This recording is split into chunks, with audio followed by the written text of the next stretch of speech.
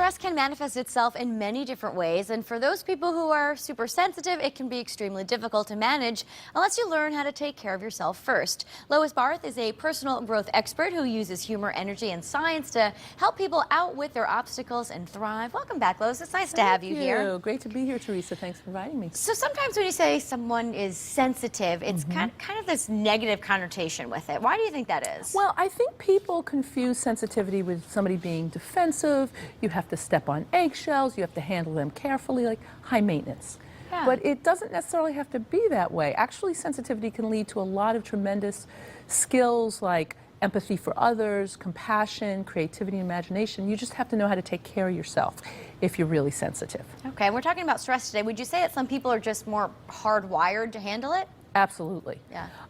More hardwired to handle it and more hardwired to actually be impacted by it. Okay. And I think it's the filtering system. You know, often sensitive people feel things at a deeper level, sense of smell, touch, taste, everything is more heightened, so their filtering system to outside stimuli and stress is not as developed as people who, you know, just brush it off. Got it. So I guess that it comes down to how you respond to it. Absolutely. Response is, well, it's a nature-nurture. Absolutely. Response has a huge impact on it. Okay. Now, last time you were here, you introduced us to the Lois-isms. Yes. And you have some of those here today. Just tell us what Lois-ism stands for, Sure, really what it is. Absolutely. Lessons, opportunities, insights, and solutions. They're snappy little sound bites that help you retain learning and move on and be the rock star in your life. I like that. All right, so the first one we're going to talk about today is acknowledge the inner ouch. What does that mean exactly? I know, right? That's sort of, what is that? Is that like your breaking point, would you say? Well, yes. But you know, when you're a child, Teresa, when somebody hurts themselves, a little kid, the first thing we do is go, ouch, oh, that hurts. But yet when we get to be an adult, we think, well, we got to get over it. We got to look at the positive or just slough it off. But you know, the first step is to really acknowledge it.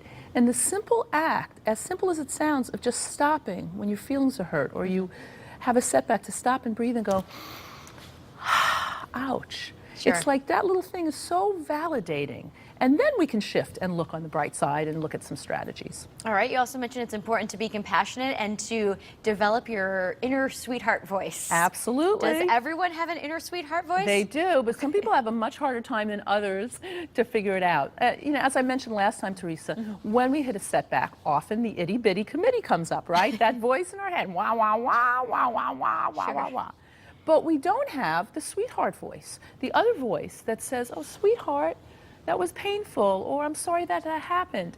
And what it is, Teresa, it's just redirecting that nurturing part of ourselves that's so brilliant at nurturing others and focusing back on ourselves. So that's the sweetheart voice. That makes sense. Now, you also mentioned that creativity is key. Absolutely. Why do we need that in dealing with stress?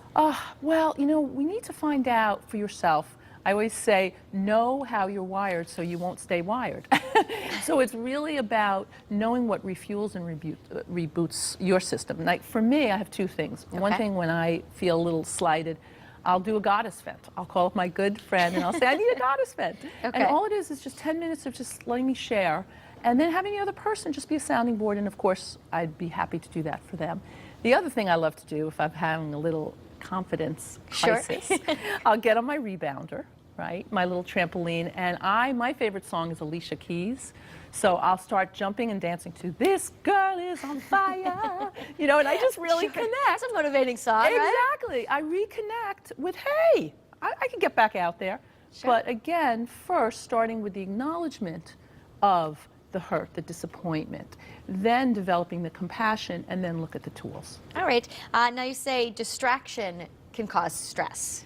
Absolutely, tremendous amounts. Okay. Look, let's face it, right, Teresa? Most of us these days have the attention span of a gnat with ADD, right?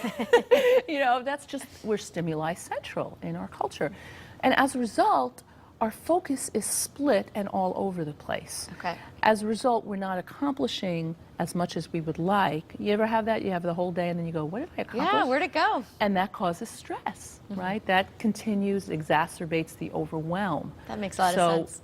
Focus, take that moment, take a technology break. I know it's hard to believe. Shut off the phones, right? Shut off the phone and say, let me focus on what's in front of me. Okay, now Lois, where can people find more information about you? Absolutely. Loisbarth.org. Okay. It's my website. I have lots of tips. I have a new audiobook that's out. So. Fabulous. We'll find it Yes. all there. Los, thank you so much for the tips. It's really so my interesting pleasure. stuff. Next time we'll come up and we'll do our little exercise dance. Can't wait. Already looking forward to it. Take care. All right, coming up next, Corinne Trang shares recipes from her newest cookbook, Essential Asian Condiments. That's when Connecticut Style returns. Don't go anywhere.